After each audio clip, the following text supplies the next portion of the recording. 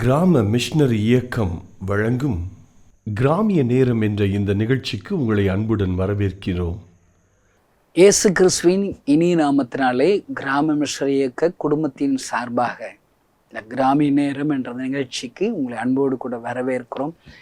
எனக்காக நாங்கள் செய்து வருகிற ஊழியத்திற்காக நீங்கள் ஜெபித்து வருவீர்கள் என்று கர்த்தருக்குள் நம்புகிறேன். உங்கள் ஜெபத்தை கேட்டு ஆண்டவர் இன்னும் பெரிய காரியங்களை செய்து வருகிறார். அல்லேலூயா. உங்களுடைய ஜெபங்களில் எங்களுக்கு 7000 மிஸ்டரிகளை தரும்படி ஜெபியுங்கள் ஐயா. முதல்லங்க அறுவடை மிகுதி, வேலையாட்களை குறைவு. எழுப்புதலை பார்க்க விரும்புகிறீங்கன்னா ஊழியக்காரர்கள் உருவாகணுங்க. ஆமேன். இன்னைக்கு நிறைய சபைகள் இருக்குது, கட்டடங்கள் நல்ல பெருகுது, ஆனால் நல்ல ஒரு குவாலிட்டியான ஊழியக்காரர் உருவாகணுங்க. ஆமேன். அந்த ஊழியக்காரர் உருவாவதற்கு நீங்கள் ஜெபிக்கணும். எங்களுக்கு ஆண்டவர் கொடுத்த பெரிய பாரமே கிராமத்திலிருந்து ரட்சிக்கப்பட்டு வருகிற வாலிபர்கள் ஆண்டவருக்காக முழு நேர ஊழியத்துக்கு ஒப்பு கொடுக்கணும்னு சொல்லி நாங்கள் ஜெபிக்கிறோம். அநேக வாலிபர்கள் ஊழித்து வந்துக்கிட்டே இருக்கிறாங்க. நீங்களும் இன்னும் ஜெபிங்க. அவங்களுக்காக மிஸ்டரிகளை தாங்குகிற குடும்பங்கள் எழுமணும். 5000 ரூபா கொடுத்து ஒரு மிஸ்டரியை தத்தெடுக்கிற குடும்பங்கள் எழுமணும். ஒரு மிஸ்டரியோடு திருப்தி ஆயிடக்கூடாது. உங்களுக்கு ஆண்டவர் உங்களை ஆசீர்வதிப்பாருன்னா 2 மிஸ்டரி தாங்குங்க. உங்களுக்கு இன்னும் பலம் இருந்துச்சுன்னா 3 மிஸ்டரியை தாங்க. நான் பாருங்கள், துபாயில் ஏசப்போடைய வார்த்தையில் அறிவிக்க சென்றேன். அங்கே இருக்கிற ஒரு சகோதரன் 10 மிஸ்டரிகளை நான் தாங்குகிறேன் என்று சொன்னார். என் கண்களிலே ஆனந்த கண்ணீர். 10 மிஸ்டரியா பாருங்கள். எத்தனை வருடங்களாக அந்த சகோதரன் இந்த 10 மிஸ்டரிகளை தாங்குகிறார். அவர் மூலியமாக எங்கள் 10 மிஸ்டரிகளுக்கு சோறு போட முடியுது. சின்ன ஒரு வீட்டில் தங்குறதுக்கு வாடகை கொடுக்க முடியுது. ஒரு மிஸ்டரி குறைஞ்சது ஒரு 10 கிராமத்தில் ஊழியம் செஞ்சிருவாங்க, இல்லை 5 கிராமத்தில் ஊழியம் செய்வாங்க. அன்று எவ்வளோ ஆத்துமாக்கள்ங்க. அல்லேலூயா. ஒரு மிஸ்டரிக்கு 5000 ரூபா தாங்க. உங்கள் 5000ல் 5 கிராமங்க. ஒரு கிராமத்தில் 100 பேர்னு வச்சுக்கோங்களேன், 500 பேர்கள். அமேன் அமேன். அவங்க எல்லாம் பரலோக ராஜ்யத்தில் வருவார்கள். ஒரு பாவி மனம் திரும்பினா பரலோகத்தில் மிகுந்த சந்தோஷங்க. வெறும் ஒரு 5000 ரூபா மூலியமா 500 பாவிகள் மனம் திரும்பினால், 500ங்கிறது நான் குறையாதான் சொல்கிறேன், 5000 ஆத்துமாக்கள் மனம் திரும்பினால் எவ்வளோ பரலோகத்தில் சந்தோஷங்க. அருமையான செய்தி கேட்கிற சகோதரனை, அநேக மிஸ்டரிகளை தாங்குகிற குடும்பங்கள் எழும்படி நீங்கள் தயவு செய்து ஜெபியுங்கள் ஐயா, ஜெபியுங்கள். ஆண்டு உங்கள் ஜெபத்தை கேட்டு இன்னும் பெரிய காரியங்களை செய்யும். உங்களோடு பேசுவாருன்னா நீங்கள் ஒரு மிஸ்டரியை தாங்குங்களேன். ஒன்றும் மிஸ்டரியாக நீங்கள் போயிருக்கணும், உங்கள் பிள்ளைகளை அனுப்பியிருக்கணும். போலாட்டி நீங்கள் அனுப்பணும்ல, உங்களுக்கு ஒரு கடமை இருக்குல்லங்க. அல்லேலூயா. கர்த்தர் உங்களை ஆசீர்வதிக்கட்டும்.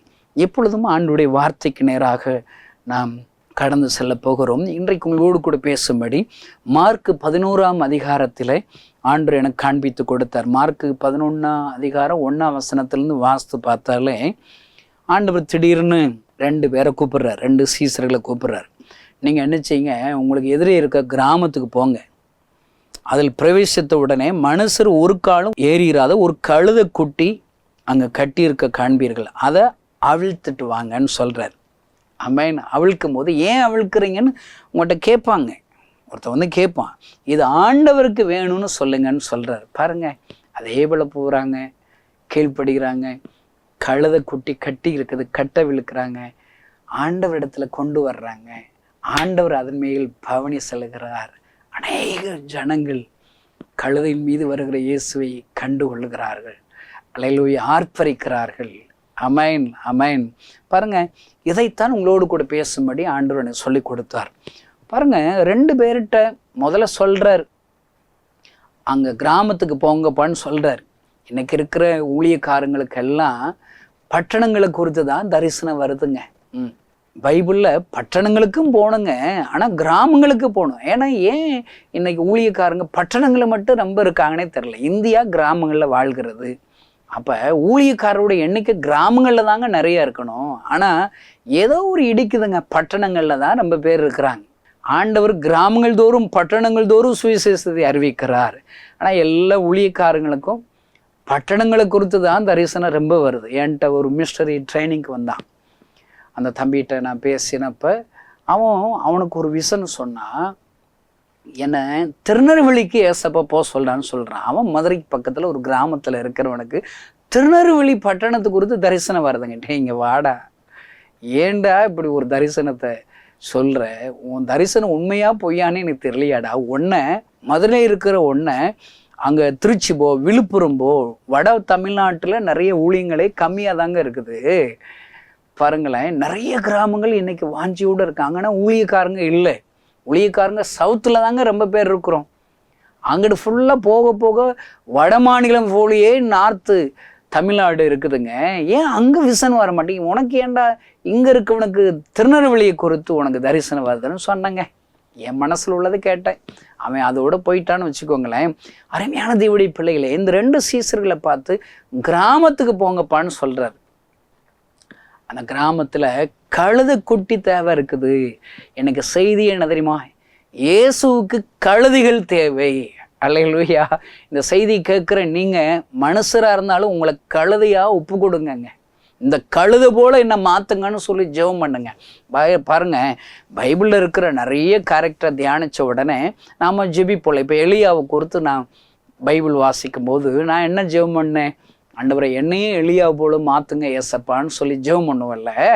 எலிசாவை போல மாற்றுங்க, உண்மை போல் என்னை மாற்றுங்க, இரத்த சாட்சியாக மாற்றுங்க, இப்படியெல்லாம் நம்ம ஜெபம் பண்ணுவோம்ல. சாத்ராக் மேசாக ஆபித்னாக போல எத்தனை உபத்திரவங்கள் வந்தாலும் உண்மை மறுதலியாதபடி உமக்காக நிற்க எனக்கு உதவி செய்யுங்க அப்படின்னு சொல்லி ஜெபம் பண்ணுவோம். என்னையும் மாற்றுங்கன்னு சொல்லி ஜெபிப்போம். அதுபோல தாங்க இந்த கழுதை வந்த உடனே நான் என்ன தெரியுமா ஜெபம் பண்ணேன்? ஏசப்பா என்னையும் கழுதையாக மாற்றுங்க ஏசப்பான்னு சொல்லி நான் ஜெபம் பண்ணுவேங்க. நீங்களும் ஜெபம் பண்ணுங்கங்க. ஏசப்பாவுக்கு கழுதைகள் தேவை. கழுதைகள்லாம் யாரு? ஊழியக்காரங்க. ஏசப்பாவை சுமக்கிற எல்லாரும் கழுதைகள் தாங்க. ஏசப்பாவை சுமக்கிற கழுதைகள் வேண்டும் ஐயா, கழுதைகள் வேண்டும். பாருங்க, அவர் விரும்புகிற கழுதை முதல்ல என்ன செய்யுது? கட்டி கிடக்குதுங்க, கட்டி கிடக்குதுங்க. அருமையான தேவனுடைய பிள்ளைகளே, நீங்க ஏதாவது ஒரு விதத்துல கட்டப்பட்ட நிலைமையில இருக்கீங்களா? ஆண்டவர் உங்களை கட்ட விழுக்கணும்னு சொல்லி விரும்புறாருங்க. உங்களுக்கு என்னங்க கட்டு இருக்குது? கடன் பிரச்சனை என்ற கட்டு இருக்குதா? வியாதிங்கிற கட்டு இருக்குதா? பாவத்துல கட்டப்பட்டு இருக்கிறீங்களா?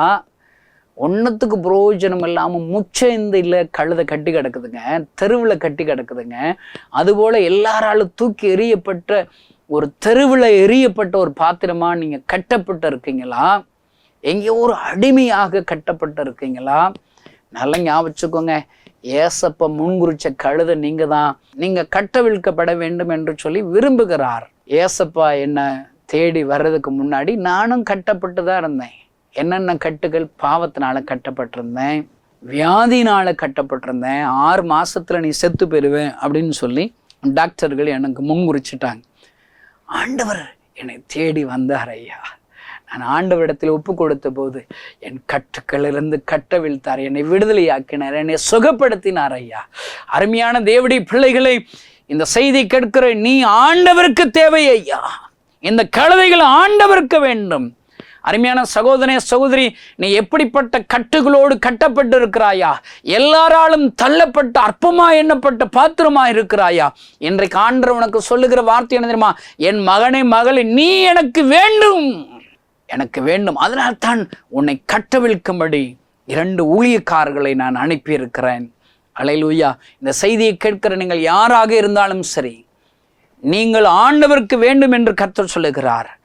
இந்த செய்தியின் முடிவில் என்னோடு கூட சேர்ந்து ஜெபிக்கும் போது உங்களுடைய எல்லா கட்டுகளிலிருந்து என் ஆண்டவர் கட்டவிழ்க்க போகிறார். ஒரு விடுதலை உங்களுக்கு உண்டாக போகிறது ஐயா. என் ஆண்டவர் ஜீவிக்கிற ஆண்டவர் இன்றைக்கு உங்களை கட்டவிழ்க்க போகிறார். உங்களுக்கு ஒரு அற்புதம் செய்ய போகிறார். நீங்கள் என்ன பிரச்சனையோடு இருந்தாலும் சரி, என் கூட சேர்ந்து ஜெபிங்க பார்க்கலாம். கர்த்தர் உங்களை ஆசீர்வதிப்பார் ஐயா. ஆமென். இந்த கழுதை முதலாவது கட்டவிழ்க்கப்பட வேண்டும் ஐயா. அடுத்து கட்டவிழ்க்கப்பட்ட உடனே அடுத்து என்ன செய்யணும்? அந்த கழுதை ஏசப்பாவை சுமக்கணுங்க. நிறைய கழுதைகளை, கட்டப்பட்ட கழுதைகளை ஏசப்பா விடுவிச்சிடுறாரு. ஆனால் விடுவிச்ச உடனே அந்த கழுதைகள் தாம்பாட்டுக்கு போயிடுது. அவங்க ஜோலியை பார்த்துட்டு போயிடுது. நான் பிஸ்னஸ் பண்ண போகிறேன், தொழில் பண்ண போகிறேன், அங்கே போகிறேன், இங்கே போகிறேன், வேலைக்கு போக போகிறேன், ஆண்டவர் எனக்கு அற்புதம் செஞ்சுன்னா போயிடுறாங்க, எல்லாம் போயிடுறாங்க. போகிறது தப்புனா கிடையாதுங்க. ஆனால் என்ன செய்யணும்? ஏசப்பாவை சுமக்கணும்.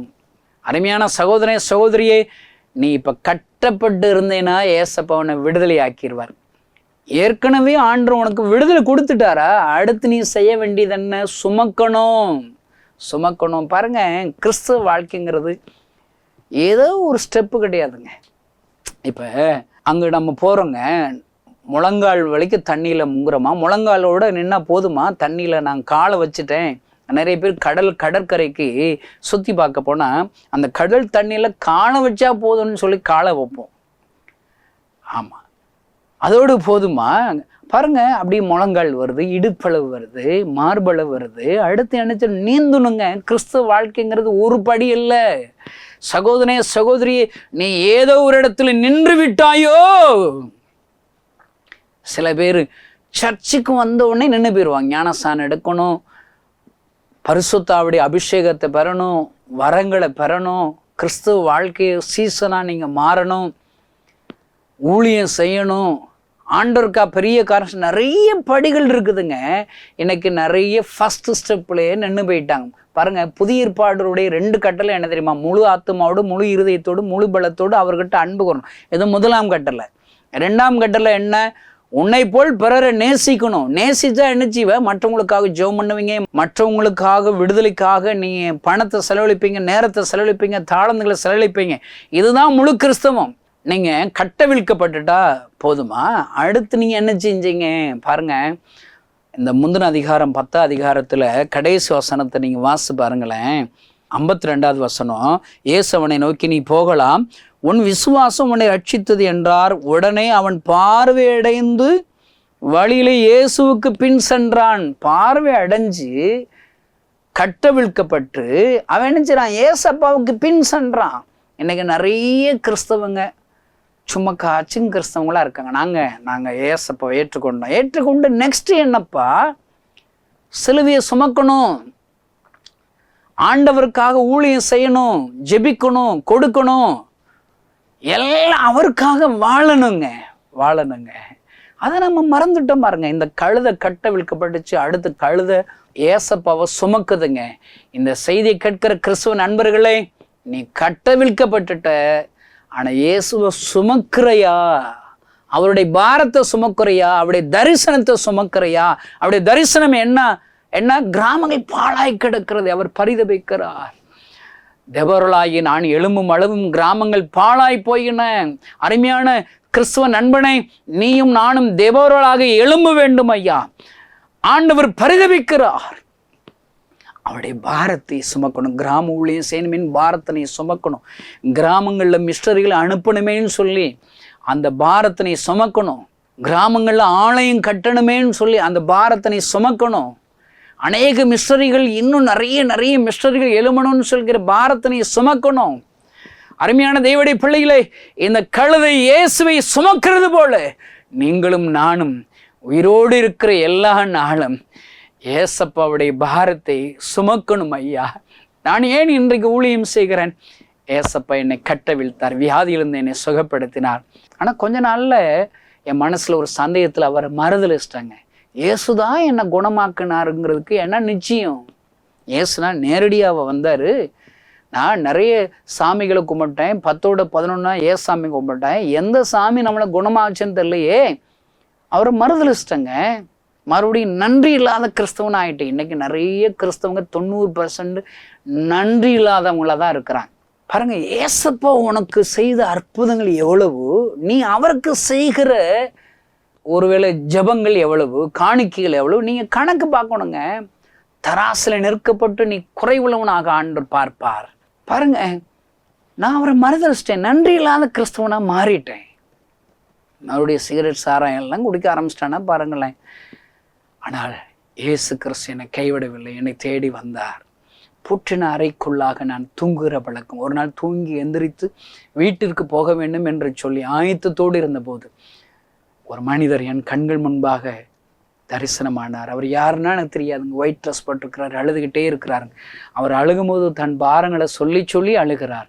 அவர் சொல்றார், நானே தேவன், என்னை தவிர வேற தேவர்கள் இல்லை. நான் இந்த ஜனங்களுக்காக பரிதபிக்கிறேன். என்னால் படைக்கப்பட்ட என் ஜனங்கள், இவர்களை ஆசீர்வதிக்க விரும்புகிறேன், சந்தோஷம் தர விரும்புகிறேன், சமாதானம் தர விரும்புகிறேன், வியாதிகளை சுகமாக்கும்படி விரும்புகிறேன். ஆனால் யாருமே என்கிட்ட வரமாட்டாங்களே, என்னாலே இல்லாமல் எங்கோ போய் கொண்டிருக்கிறார்களே என்று சொல்லி நான் பார்த்த அந்த மனிதர் அழுது கொண்டே இருந்தார். நான் மாத்திரம் இந்த வீட்டிலே அந்த ஒரு பாடைந்த கட்டிடத்திலே தூங்கி எந்திரிச்சு வீட்டுக்கு போகணும்னு சொல்லி ஆயத்தமா இருக்கிறேன். ஆனால் அந்த அழுகிற மனிதரை நான் பார்க்கிறேன். வெண்ணாடி அணிந்தவர் அழுது கொண்டே இருக்கிறேன். எனக்கு இப்போ 49 வயசாச்சுங்க. இப்படி அழுகிற மனுஷரை நான் ஒருவர் கூட இதுவரைக்கும் நான் பார்த்ததே இல்லை. எல்லா ஜனங்களுக்காக தேம்பி தேம்பி அழுகிறார். அவர் அழுகிறத பார்த்த உடனே என்ன அறியாமல் நான் அழ ஆரம்பிச்சிட்டேங்க. என் அழுகிற சத்தம் பக்கத்தில் உள்ள ஒரு அம்மாவுக்கு கேட்டு அவர்கள் வந்து தான் கதவை தட்டும்போது தான் நான் அழுது கொண்டே இருக்கிறேன்னு எனக்கு தெரியும். பார்த்தா அந்த மனுஷரை காணலைங்க. அந்த அம்மா கேட்குறாங்க, கணேசா என்ன பிரச்சனை, ஏன் அழுகிறேன்னு கேட்குறேன். எனக்கு சொல்ல தெரியலங்க, பைத்தியம்னு சொல்லிடுவாங்களே. யாரோ ஒரு மனிதரை நான் பார்த்தேன், அவர் அழுது கொண்டே இருக்கிறார், யாரென்று தெரியவில்லை. கேள்வியோடு இருந்தபோது ஜனங்கள் இருக்கிற இடத்துக்கு போனாலே அழுகிற சத்தம் காதில் கேட்கும். பஜார் போனால் கேட்கும். பஸ்ஸில் கூட்டமாக இருக்கிற ஜனங்களை பார்த்த உடனே அந்த அழுகிற சத்தம் என் காதுகளில் கேட்கும். நானே தேவன், என்னை தவிர வேறு தேவர்கள் இல்லை. என்னால் படைக்கப்பட்ட என் ஜனங்கள், இவர்கள் என்னை இல்லாமல் எங்கோ போய் கொண்டிருக்கிறார்களே. அவர் அழுகிற சத்தம் என் காதுகளில் கேட்கும். ஐயா, ஐயோ, யாரோ ஒருவர் அழுது கொண்டிருக்கிறார், யார் என்று தெரியவென்று கேள்வியோடு இருந்தபோது ஒரு நாள் பைபிள் படிக்கிற ஒரு சகோதரரை சந்தித்தேன். அவரிடத்துல நான் விசாரித்தேன், பைபிள்லாம் படிக்கிறீங்களே, இப்படி ஒரு மனுஷர் அழுதுகிட்டே இருக்கிற, அவர் யாருன்னே தெரில, உங்களுக்கு யாருன்னு தெரியுமான்னு சொல்லி கேட்டப்ப முதலாக அவர் இயேசுவை குறித்து எனக்கு பிரசங்கித்தார். நிறைய பைபிளில் இருக்கிற வசனத்தை எனக்கு வாசிக்க காண்பித்தார். அப்பொழுதுதான் இதுபோலதான் அந்த மனுஷர் அழுதார் என்று சொன்னேன். அவர் சொன்னார், உலகத்தில் உள்ள எல்லாருக்காக ஒருத்தர் அழுறார் என்றால் அவர் ஒரு மனிதர் இல்லை, அவர் தான் இயேசு கிறிஸ்து என்று எனக்கு சொல்லி கொடுத்தார். அல்லேலூயா. என் கண்ணீரை துடைத்து என் வியாதியை சுகமாக்கின இயேசு கண்ணீரோடு கூட இருக்கிறாரா? நான் சொல்றேங்க, அவர் கைகளில் என் வாழ்க்கையை ஒப்பு கொடுத்தேன். ஐயா, என் கண்ணீரை அவர் துடைச்சார்ல, அவர் கண்ணீரை நான் துடைக்கட்டும் என்று சொல்லி என்னை அவருக்காக வாழும்படி ஒப்பு கொடுத்தேன். அல்லேலூயா. 25 வருடங்களாக நான் ஊழியம் செய்கிறேன். ஐயா, அவருடைய கண்ணீரை நான் துடைக்கணும். எஸ்ஸப்பா, அழாதீங்க, நான் இருக்கிறேன். ஜனங்களை அறியலைன்னு தானே நீங்கள் அழுது கொண்டே இருக்கிறீங்க. ஏசப்பா, அழாதீங்கன்னு சொல்லி ஒவ்வொரு நாளும் ஜிபித்து நான் அவருக்காக செயல்படுகிறேன். ஐயா, அவருடைய பாரத்தை நான் சுமக்கிறேன். ஐயா, அவரை நான் சுமக்கிறேன். ஒரு கழுதையாக எனக்கு பாரம் இருக்குதுங்க, ஒரு இலக்கு இருக்குதுங்க. நான் சாகிறதுக்குள்ள 7000 மிஷனரியை நான் எழுப்பணுங்க. 1,00,000 கிராமங்களை ஆண்டுக்கு சொந்தமாக மாற்றணுங்க. ஆமென். எனக்காக ஜிபிங்கள் ஐயா. நான் இந்த கணேசனாகி நான் என் ஆண்டவரை சுமக்கிறேன். ஐயா, நான் ஒருவன் சுமக்கிற இந்த தரிசனத்தை சுமக்கிற இந்த கணேசரை கொண்டு இத்தனை வரிய ஊழியத்தை செய்கிறாரே. ஏறக்குறைய 800க்கும் அதிகமான ஊழியக்காரர்களோடு கூட இணைந்து ஊழியம் செய்கிறார்கள். தமிழ்நாட்டில் மாத்திரம் ஏறக்குறைய 3000 ஆலயம் இல்லாத கிராமங்களிலே நாங்கள் ஊழியம் செய்கிறோம். ஆந்திராவிலே மிஷனரிகளை அனுப்பியிருக்கிறோம், ஒரிசாவில் மிஷனரிகளை அனுப்பியிருக்கிறோம். இன்னும் இந்தியாவில் இருக்க எல்லா மாநிலங்கள்லையும் அநேக மிஷனரிகளை இயேசுவுக்காக எழுப்பி இயேசுவை சுமக்கிற கழுதிகளாக அவளை மாற்றி என் ஆண்டவருடைய கண்ணீரை துடைக்க வேண்டும் என்று சொல்லி ஒரு இலக்கு வைத்திருக்கிறோம். ஐயா, நான் இயேசுவை சுமக்கிறேன். ஐயோ, இந்த செய்தியை கேட்கிற கிறிஸ்துவ நண்பர்களே, இயேசு உன்னை கட்டவிழ்த்தது உண்மைதானே? இயேசு உனக்கு அற்புதம் செய்தது உண்மைதானே? நீ ஏன் இந்த பாரத்தை சுமக்க மறுக்கிறாய், மறுதளிக்கிறாய்? இன்றைக்கு உன் ஆவிக்குரிய கண்கள் திறக்கப்படுமானால் அவர் அழுகிற இயேசுவை பார்ப்பாய். அவர் அழுது கொண்டே இருப்பார். ஐயா, உன் கண்ணீரை துடைத்த ஆண்டவர் கண்ணீர் வடிக்கிறாரே, எப்படி ஐயா உங்களால் சும்மா இருக்க முடிகிறது? சகோதரனை, இன்றைக்கு எழும்புவீர்களா? என்னை நீர் கட்டவிழ்த்தீரே, என்னை ஆசீர்வதித்தீரேன், உயர்த்தினீரேன், நான் உம்மை சுமக்கிற கழுதையாக என்னை ஒப்புக் கொடுக்கிறேன் என்று சொல்லி இப்பொழுது இன்றைக்கு ஒப்புக் கொடுப்பீர்களானால் ஆண்டவர் உங்களை கொண்டு மகிமையான காரியத்தை செய்வார்.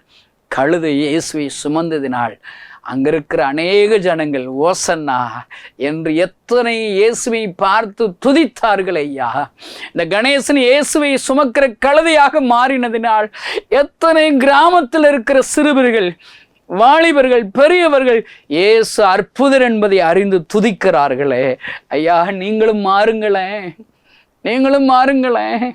இயேசுவை சுமக்கிற கழுதை என் ஆண்டவருக்கு தேவை ஐயா. பாருங்க, மூணாவது இந்த கழுதையிட்ட நான் படித்தது, ஏசப்பா எருசலேமுக்கு போயிடுறாரு. அடுத்து அந்த கழுதையை குறித்து ஒரு வார்த்தை இல்லைங்க. இன்னைக்கு பாருங்க, நம்ம ஒரு சர்ச்சில் ஃபேன் வாங்கி கொடுக்குற உபயம் தானியேல் அப்படின்னு எழுதி போட்டிருக்கோம். இந்த ஃபேனை கொடுத்தவங்க தானியேலாம். கல்வெட்டு வச்சிடுறோம், இவங்க பேர் போட்டுரும். ஆனால் இந்த கழுதை என்னாச்சுப்பா? இந்த கழுதையை ஆண்டவர் கட்ட வச்சார். கழுதை மேலே தான் ஆண்டவர் பவனி வந்தார். கடைசி கழுதையை காணுங்க. ஐயா, இந்த செய்தியை கேட்குற நீங்கள் பேர் பிரஸ்தாபத்திற்காக அல்ல, நான் இவ்வளோ காணிக்க கொடுக்குறேன்னு சொல்லி எல்லாருக்கும் தெரியணும் இல்லைங்க. நீங்கள் மறைந்து வாழ வேண்டும் ஐயா. வலதுகை கொடுக்கறது இடதுகைக்கு தெரியக்கூடாது ஐயா. நீ அந்தரங்கத்திலே ஆண்டவருக்காக அழுது ஜெபிக்கிற வேண்டும் ஐயா. அவருடைய பாரத்தை சுமந்து கண்ணீரோடு கூட ஜெபிக்கிற கழுதையாக மாற வேண்டும் ஐயா. என் ஆண்டவருக்காக, அவருடைய நாம மகிமைக்காக கழுதை ஒப்பு கொடுத்தது போல நீங்களும் ஒப்பு கொடுக்கணுங்க. கூட மறைந்திருக்கிற கிறிஸ்தவர்கள் தேவை, மறைந்திருக்கிற தலைவர்கள் தேவை ஐயா. இன்றைக்கு ஒரு சின்ன ஊழியம் செஞ்சுட்டு அதை ஃபேஸ்புக்கில் போடணும்னு சொல்லி நினைக்கிறோம். ஒருவேளை அது போடுறது தப்புன்னா சொல்லலைங்க. அதை வச்சு ஒருவேளை பணம் சம்பாதிக்கணும்னு நினைக்கக்கூடாது. ஒருவேளை தேவைகளை அறிவிக்கிறதுக்காக நீங்கள் சிறு சிறு மீடியாக்களை பயன்படுத்தலாம். ஆனால் இன்றைக்கு ஆண்டவர் விரும்புகிற ஒரு ஊழியக்காரன் யார் தெரியுமா? என் ஆண்டவருக்காக மறைந்திருக்கிறவன் தேவை ஐயா. இந்த செய்தியை கேட்கிற சகோதரனே சகோதரியை, கட்டவிழ்க்கிற கழுதையா, என் ஆண்டவருடைய வார்த்தையிலே தரிசனத்தை சுமக்கிற கழுதையாக, மறைந்திருக்கிற கழுதையாக நீங்கள் மாற வேண்டும் என்று சொல்லி ஆண்டவர் உன்னோடு கூட பேசுகிறார். அல்லேலூயா. நான் என்றைக்குமே இத்தனை பெரிய ஊழியக்காரனாக நான் இருக்கிறேன், என்ன காரணம் என்று சொன்னபோது, ஐயா நான் கொஞ்சம் குறைவுள்ளவன் தான் ஐயா, ஆனால் மறைந்திருந்து எனக்காக கண்ணீரோடு ஜெபிக்கிற அநேக தாயார்கள் எனக்கு உண்டு ஐயா, உண்டு. என் கிராமத்தில் சின்னத்தாயின்கிற ஒரு டீச்சர் 19 வயசில் ஒன்னாப்பு டீச்சராக வந்தாங்க. அவர்கள் திருமணம் பண்ணக்கூடாது, நான் என்னுடைய வாழ்க்கையை ஜெபிப்பதற்காக அர்ப்பணிக்கிறேன். அல்லேலூயா. அர்ப்பணித்தார்கள். எல்லா கிளாஸ்லையும் சின்ன சின்ன கதைகளை சொல்லி என் ஆண்டவருடைய அன்பை சொல்லி கொடுப்பார்கள்.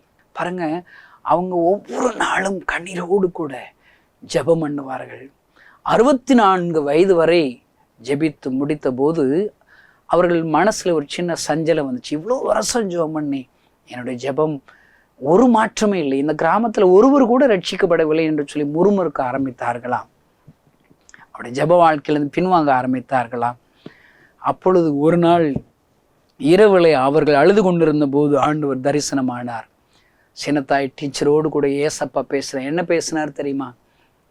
எத்தனை வருடம் நீ ஜெபிக்கிற ஜெபத்தை கேட்டு உலகம் முழுவதிலும் பெரிய ஒரு எழுப்புதலை நான் கொடுத்திருக்கிறேன், அநேக ஆயிரங்கள் லட்சக்கணக்கான ஆத்துமாக்களை ரட்சித்திருக்கிறேன், இப்பொழுது பார்க்க முடியாது. ஆனாலும் இந்த கிராமத்தில் உன் ஜெபத்தை கேட்டு ஒருவர் ரட்சிக்கப்படலை என்னன்னு சொல்கிறேன். இல்லை, உன் ஜெபத்தை கேட்டு 2 வாலிபர்களை நான் ரட்சித்திருக்கிறேன். அவர்கள் இப்பொழுது என்னுடைய சமூகத்தில் ஜெபித்து கொண்டிருக்கிறார்கள், அவர்களை உலகம் முழுவதற்கும் எடுத்து பயன்படுத்துவேன் என்று ஆண்டவர் சொன்னாரா? அந்த டீச்சருக்கு ஆச்சரியம். என் ஜெபத்தை கேட்டு என் கிராமத்தில் 2 வாலிபர்களா, அவர்களை உலகம் முழுவதும் நீர் பயன்படுத்த போகிறீர்களா? கேள்வியோடு யார் அவர்கள் என்று தேடின போதுதான் நானும் என்னோடு கூட சேர்ந்து ரட்சிக்கப்பட்ட என்னுடைய நண்பனும் நாங்கள் இருவரும் சேர்ந்து ஜெபிக்க ஆரம்பித்தோம், ஆண்டவரை தேட ஆரம்பித்தோம். அவர்கள் என்னை பார்த்து சொன்னார், கணேசனை ரட்சிக்கப்பட்டுட்டியா, ஏசப்ப பிள்ளையா மாறிட்டேயே? அவர்கள் கண்ணீரோடு கேட்டார். அவர்கள் சொன்னார்கள், உன்னை உலகம் முழுவதற்கு எடுத்து பயன்படுத்துவார். ஐயா, இன்றைக்கு நான் இத்தனை பெரிய ஊழியக்காரனாக இருக்கிறேன், எல்லாரும் என்னதான் பார்ப்பாங்க, ஆனால் எனக்கு பின்பாக மறைந்திருந்து ஊழியம் செய்த ஜெபித்த ஒரு சின்னத்தா என்கிற டீச்சர் இருக்கிறார். இதே போல அநேகர் மறைந்திருந்து இப்படிப்பட்ட ஊழியத்திற்காக கண்ணீரோடு கூட ஜெபித்திருக்கிறார்கள், கிராம ஊழியத்திற்காக ஜெபித்திருக்கிறார்கள், தேசத்துடைய எழுப்புவதற்காக மறைந்திருந்து ஜெபித்த அப்படிப்பட்ட ஜெபத்தை கேட்டுதான் இன்றைக்கு என்னை போல ஊழியக்காரர்களை எழுப்பி இருக்கிறார். ஐயா, அருமையான தேவனுடைய பிள்ளைகளை, கட்டவிழ்க்கப்பட்ட கழுதையாக இருந்தது, இயேசுவை சுமக்கிற கழுதையாக இருந்தது. மறைந்திருந்த ஊழியம் செய்த கழுதையாக அது மாறிவிட்டது ஐயா. இன்றைக்கு ஏசப்பாக்கு தேவை மறைந்திருந்து ஏசப்பாடைய ஊழியத்தை செய்கிறவர்கள் தேவை. அந்தரங்கத்தில் ஜெபிக்கிற நெகேமியாக்கள் தேவை. அல்லேலூயா.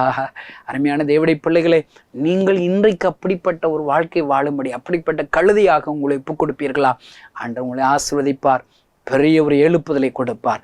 ஆயிரக்கணக்கான ஜனங்கள் என் ஆண்டவரை தரிசிப்பதற்கு, என் ஆண்டவரை ஓசன்னா என்று துதித்து பாடுவதற்கு நீங்கள் கழுதியாக மாறுவீர்களா? ஒப்பு கொடுப்போம். பரலோகத்தில் இருக்கிற எங்கள் அன்பு தகப்பனே, இந்த செய்தியை கெடுக்கிற ஒவ்வொருவரும் கட்டவிழ்க்கப்படட்டும் அப்பா. இயேசுவின் நாமத்தினாலுடைய சரீரத்தில் இருக்கிற எல்லா கட்டுகளும் மறைவதா, பிள்ளை சுனை கட்டுகள் இயேசுவின் நாமத்தினால் விலகுவதா, வியாதியின் கட்டுகள் இயேசுவின் நாமத்தினால் விலகுவதா, விடுவிக்கப்படட்டும் அப்பா. கட்டவிழ்க்கப்பட்ட கழுதையாக இந்த செய்தியை கேட்கிற ஒவ்வொருவரும் மாறட்டும் அப்பா. கட்டவிழ்க்கப்பட்ட இந்த கழுதைகள் உம்மை சுமக்கிற கழுதையாக மாற்றும். மறைந்திருந்து உமக்கென்று பெரிய காரியங்களை செய்கிற கழுதையாக மாறட்டும் அப்பா. ஆண்டவரே, இந்த செய்தியை கேட்கிற ஒவ்வொருவரையும் அப்படியாக மாற்றும், எடுத்து பயன்படுத்தும். எங்கள் தேசத்தில் பெரிய பெரிய எழுப்புதலை எங்கள் கண்கள் காண உதவிச்சு. இயேசுவின் நாமத்தினால் பிதாவே, ஆமென். இந்த செய்தியின் மூலம் தேவன் உங்களோடு இடைப்பட்டிருப்பார் என்று விசுவாசிக்கிறோம். நீங்களும் எங்களோடு இணைந்து தேவனுடைய பணியில் தோள் கொடுக்க விரும்புகிறீர்களா? கீழ்கண்ட எங்கள் ஊழிய திட்டங்களுக்காக ஜெபிக்க முன்வரலாமே.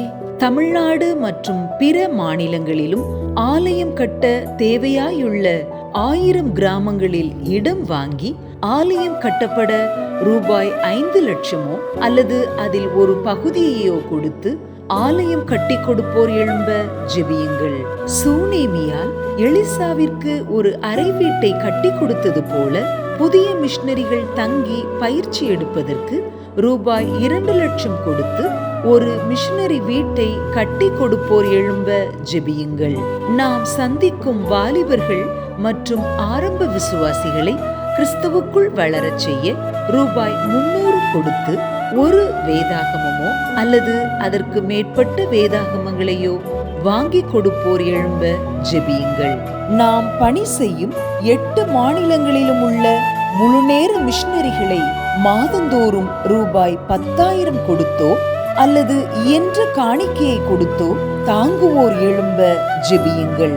தமிழ்நாடு மற்றும் பிற மாநிலங்களிலும் துரிதமாக சுவிசேஷம் அறிவிக்கவும் பின்தொடர் பணிக்காகவும் சுவிசேஷ வாகனங்கள் வாங்கி கொடுப்போர் எழும்ப ஜெபியுங்கள். வருகிற கிறிஸ்துமஸ் தினத்திற்கு முன்பதாக தமிழ்நாடு முழுவதிலும் 25,000 கிராமங்களில் சுவிசேஷம் அறிவிக்க திட்டமிட்டு தீவிரமாக ஊழியம் செய்து வருகிறோம். ஒரு கிராமத்திற்கு சுவிசேஷம் அறிவிக்க ஆகும் ரூபாய் 1000 தங்கள் குடும்பத்திலுள்ள ஒவ்வொருவரின் சார்பாகவோ அல்லது குடும்பத்தின் சார்பாகவோ கொடுப்போர் எழும்ப ஜெபியுங்கள். மேலும் எங்களோடு தொடர்பு கொள்ள விரும்பினால் திரையில் காணும் எமது முகவரியை குறித்துக் கொள்ளுங்கள். கிராம மிஷனரி இயக்கம், தபால் பெட்டி எண் 51, விருதுநகர் 626001. இந்த நிகழ்ச்சியையோ அல்லது எங்கள் ஊழியத்தையோ நீங்கள் தாங்க விரும்பினால் கீழ்காணும் தொலைபேசி எண்ணை தொடர்பு கொள்ளலாம். 73780004 73 78 000 444. கர்த்தர் தாமே உங்களை ஆசீர்வதிப்பாராக.